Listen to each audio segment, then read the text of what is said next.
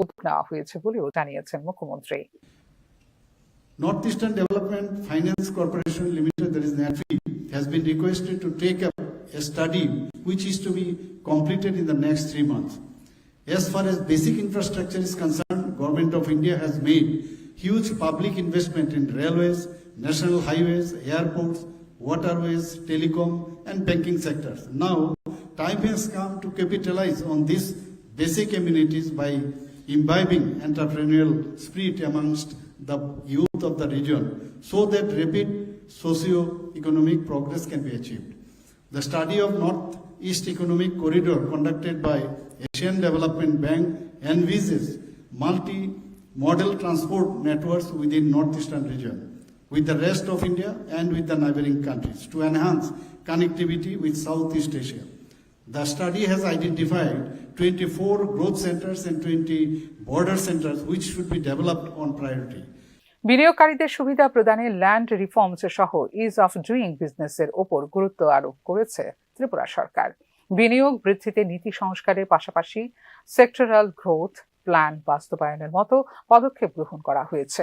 এই ক্ষেত্রে রাজ্যের নিজস্ব সম্পদ যেমন রাবার, চা, বাঁশ, আগর, পর্যটন ক্ষেত্র ইত্যাদির উপর ভিত্তি করে শিল্প স্থাপনে বিশেষ গুরুত্ব দিয়েছেন মুখ্যমন্ত্রী doctor Manik Saha. As far as the state of Tripura is concerned, Tripura stands committed towards contributing proactively in formulating progressive, inclusive and outcome-oriented roadmap to realize the goal of Atmanirbhar and Viksit Bharat.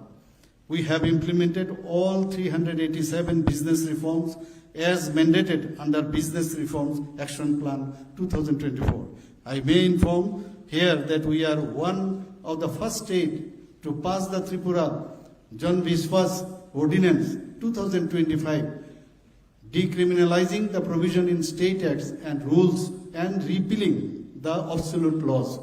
Under the guidance of Task Force on Deregulation set up in the Cabinet Secretariat, we are reducing the compliance burden in state laws, regulation of the local bodies, industrial corporations and utility providing agencies. The government of Tripura has adopted a focused approach to attract and facilitate investments built on the following pillars: implementation of ease of doing business reforms, including online approvals and single window clearance, development of land banks and dedicated industrial estates, promotion through sector-specific promotional events, continuous engagement with investors including regular follow-up, and further to that investment proposals are being facilitated through different policy reforms, announcement of new policies and schemes, etc. রাজ্যের শিল্প বিকাশে Asian development ব্যাংকের 84.4 million ডলারের আর্থিক সহায়তায় রাজ্যের সড়ক যোগাযোগ ব্যবস্থা এবং বিদ্যুতায়নের উন্নয়ন করা হচ্ছে। রাজ্যে আগামী দিনে 1500 একর নতুন ইন্ডাস্ট্রিয়াল জোন গঠন করার নেওয়া হয়েছে সিদ্ধান্ত, এদিন জানিয়েছেন মুখ্যমন্ত্রী ডক্টর মানিক সাহা। রাজ্যে বর্তমানে 86,187 এমএসএমই রয়েছে, আরও 32,000 এমএসএমই গঠন করার নেওয়া হয়েছে লক্ষ্যমাত্রা, জানিয়েছেন মুখ্যমন্ত্রী। উত্তর পূর্বাঞ্চলের বিভিন্ন রাজ্যগুলিকে তাঁর নিজ নিজ উৎকৃষ্ট ক্ষেত্রগুলিকে চিহ্নিত করে সেই ক্ষেত্রগুলিতে বিনিয়োগের জন্য আকৃষ্ট করার উপর এদিনের বৈঠকে গুরুত্ব দিয়েছেন ত্রিপুরার মুখ্যমন্ত্রী তথা টাস্ক ফোর্সের আহ্বায়ক ডক্টর মানিক সাহা। উল্লেখ করা যেতে পারে, উত্তর পূর্বাঞ্চলীয় অঞ্চলে বিনিয়োগ প্রচারের জন্য উত্তর পূর্বাঞ্চলীয় কাউন্সিল বা এনএসি কর্তৃক গঠিত উচ্চ স্তরের টাস্ক ফোর্সের আহ্বায়ক হলেন ত্রিপুরার মুখ্যমন্ত্রী doctor Manik Saha. Bureau report, News নাও।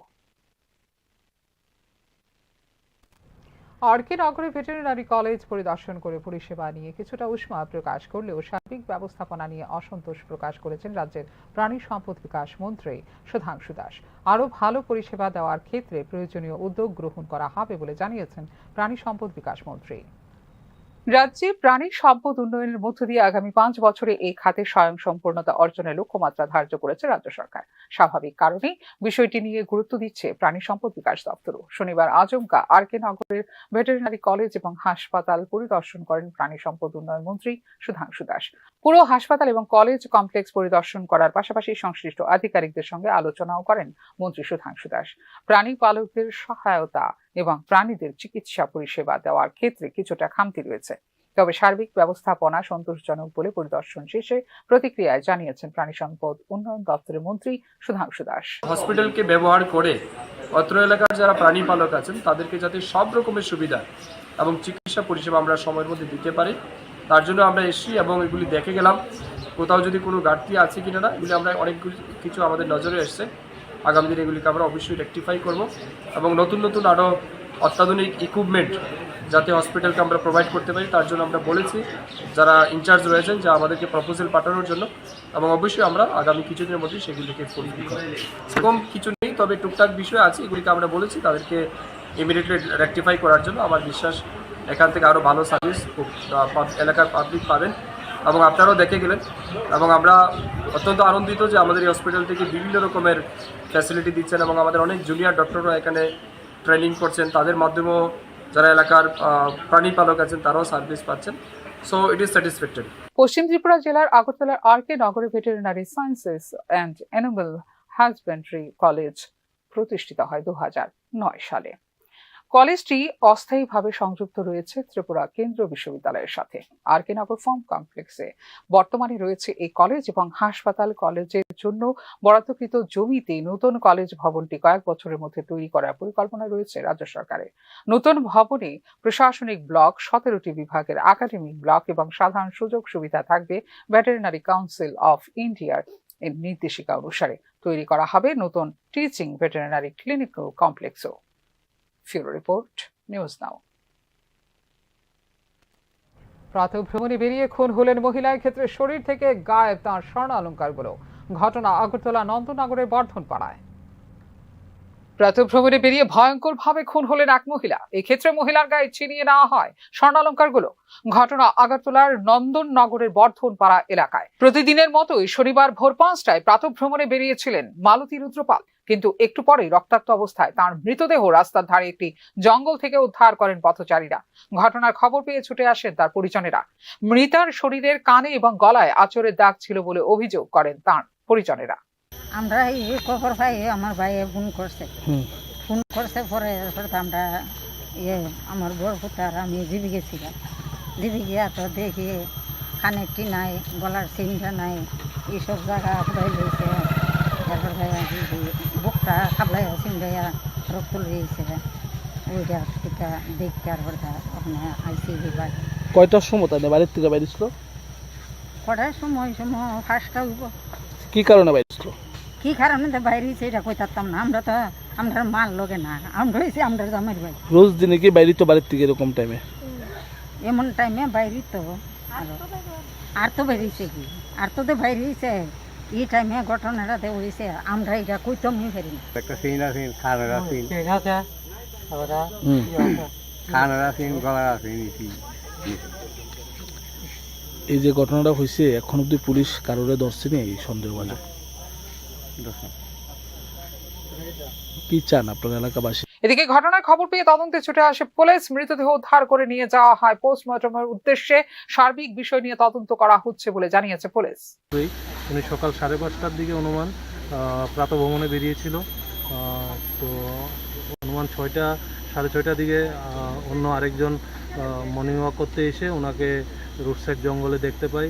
ওনার জুতাগুলো রাস্তায় ছিল, তো ওনার সন্দেহ হয় উনি জঙ্গলে তাকিয়ে ওনাকে দেখতে পাই। স্যার, একটা বিষয়, পরিবার সহ এলাকাবাসীর একটা বক্তব্য যে ওনার কাছ থেকে ওনার শরীর থেকে মানে স্বর্ণের একটা গলার চেইন এবং ওনার কানের এগুলিও পাওয়া যায়নি। সে মানুষের ধারণা এদের কারণে এই কাজটা হয়েছে, সেই বিষয়ে আপনি কি বলবেন? হ্যাঁ, এটা আমাদেরকেও বলেছে। এটা আমরা এখনও কিছু বলতে পারছি না, এটা তদন্ত সাপেক্ষ। আমরা তদন্ত করে দেখব ওনার কাছে যদি স্বর্ণের জিনিস থেকে থাকে কিভাবে গেল। এবং হাওয়ার আমরা বডি সার্চিংয়ে কোনো ধরনের গলায় যে ইনজুরি মার্ক এরকম কিছু এখনো পাইনি। নিজ বাড়ি থেকে 100 মিটার দূরবর্তী এলাকায় রক্তাক্ত মৃতদেহ উদ্ধার করা হয় মালতী রুদ্রপালের। মৃতদেহ উদ্ধারের সঙ্গে সঙ্গে ঘটনাস্থলে পৌঁছায় ফরেনসিক টিম। সংগ্রহ করা হয় গুরুত্বপূর্ণ এভিডেন্স। এক্ষেত্রে পোস্টমর্টম রিপোর্ট পেলে মৃত্যুর মূল কারণ জানা যাবে বলে জানিয়েছে পুলিশ। তবে প্রাতঃভ্রমণে বেরিয়ে এইভাবে একটি খুনের ঘটনা চাউর হতেই তীব্র উত্তেজনা ছড়িয়ে পড়ে গোটা এলাকায়। ফিউরো রিপোর্ট, নিউজ নাও।